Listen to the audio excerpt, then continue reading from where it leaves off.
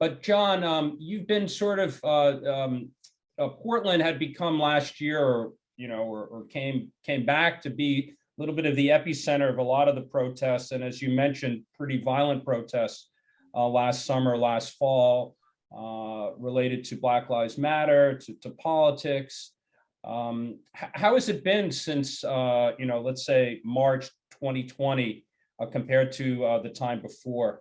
I think there's probably, John, definitely some more concern about your own personal safety, which maybe you didn't have before. Maybe you can talk a little bit about that. Well, I've done a lot of protests and conflict for the last 8 or 9 years, I guess.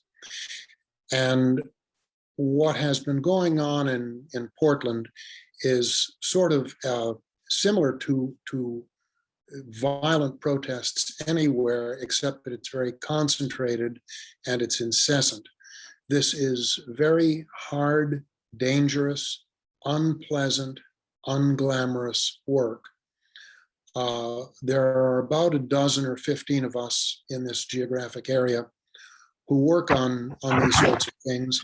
Every one of us, and without exception, I underline, every one of us has been beaten or tear gassed or shot or maced or knocked over or arrested or all of the above incessantly for the last year. Getting hurt, getting beat up is not glamorous. It isn't fun. We do this because we think it's important that it be done, and that it be done clearly and unambiguously. Most of us, myself included, draw a hard, bright line between being a journalist and being an activist. And I come down on the journalist side, and so do my colleagues. It is not very lucrative, even when you're on assignment for an agency or a paper. Nearly everyone I know makes ends meet by having other income, or a working spouse, or day jobs, or doing weddings, although that's dried up too.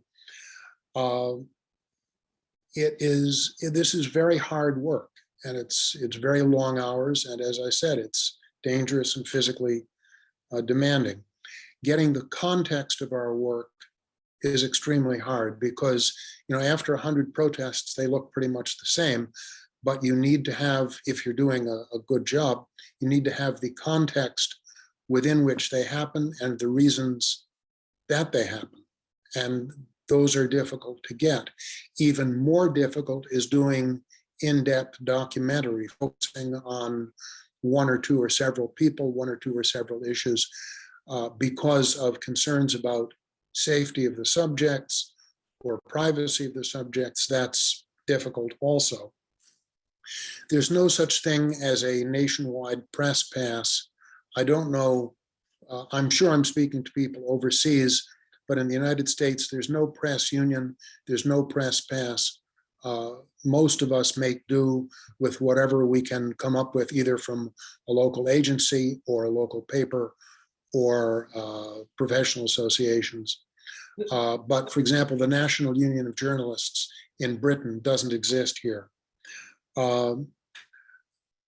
Most of my colleagues are very hard up for money, although as we gradually open up now, that's easing off a little bit.